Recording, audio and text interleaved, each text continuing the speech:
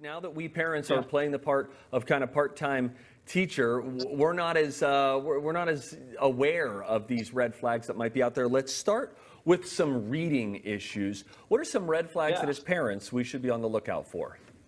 Well, the most obvious is poor reading fluency. So, when kids come to words they don't know, are they able to sound them out? Do they guess?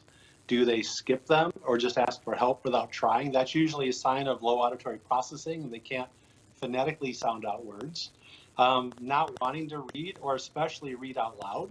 And that's just because when you read out loud, you're forced to sound out the words versus reading in your mind, and a parent doesn't know what's happening there. So, or having to reread materials, that's obviously a reading comprehension issue.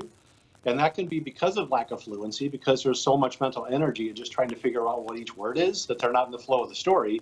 Or it can be low working memory or low logic and reasoning.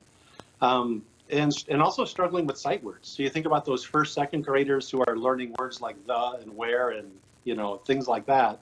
And if they're not retaining those, that's usually a sign of low long-term memory. So, but one of the biggest is just not liking reading. And, it's just because if it's hard, human nature is to avoid things that are hard. No kidding. Don't we know it? I would misdiagnose that, though, 10 times out of 10. I would just think, why don't they have my love of reading? And then I would stop there, not thinking there could be something beyond that.